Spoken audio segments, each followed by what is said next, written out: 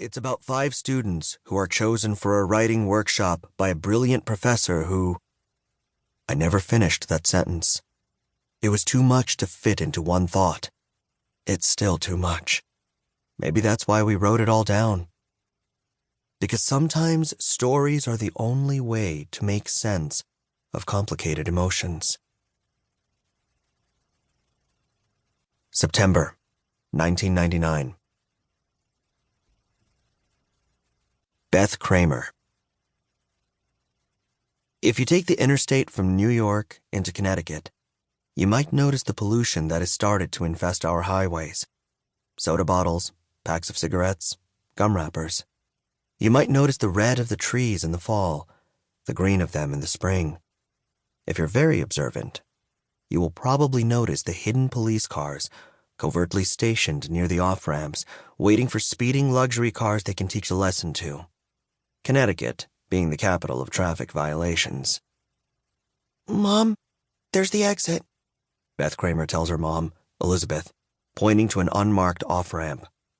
Beth and her mom share a name, and they're both redheads with freckles, but they share very little else. It's so confusing, her mom says. Can't they just put up a big old sign like normal people? No, because this isn't a place for normal people. Here's the thing.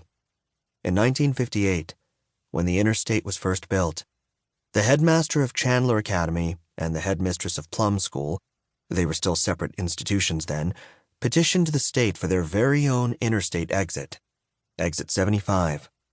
The only catch is that they wanted it to be a hidden exit with no signage. Beth doesn't say any of this to her mom, who hates everything Chandler represents and would bristle at the whole concept of a hidden interstate exit. Her mom would understand, like Beth does, that the whole point of Exit 75 is avoiding townies. Beth is one of those townies, and yet, here she is, arriving for her sophomore year. A second chance at convincing them, and convincing herself, that she belongs here. Beth's mom takes the unmarked exit and drives down the half-mile of New England foliage that separates road from school. There's nowhere to pull off and stop the car until they get to campus. Beth thinks of all the buried secrets in these woods. Trees carved with lovers' initials. Decades of cigarette butts buried under leaves and dirt, because what happens here tends to stay buried. But anything can be unburied. As soon as her mom pulls into campus, Beth hauls her giant backpack out of the back seat. Okay, thanks, Mom, she says. I could come help you settle in, her mom offers.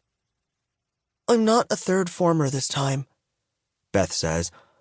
It would be pretty embarrassing for a fourth former to have her mom help her put a comforter on her bed. What's a third former again? Her mom asks. It's a freshman, so that makes me a fourth former this year, a sophomore. Her mom shakes her head. I don't know why this school can't just use the same words as the rest of us. Beth could say again that it's because this place isn't for normal people, but she doesn't. I see other mothers helping. Those are nannies, Beth says, half smiling. Okay, her mom says with a sad shrug. I don't know the rules of this place like you do. Beth throws her backpack onto the ground outside the car. She leans into the car, stretches her body until she's able to give her mom a kiss on the cheek. Love you, Mom. Are you going to be okay? Her mom says. A loaded question. She nods instead of answering.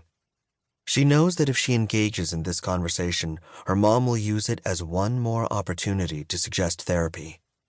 Okay, she's a little anxious sometimes, but she's not see a therapist anxious. Will you be able to find your way back to town? Beth asks. I think so. They make getting out a lot easier than getting in. Beth slams the car door shut. She waves until her mom's Volvo is out of sight. It stood out.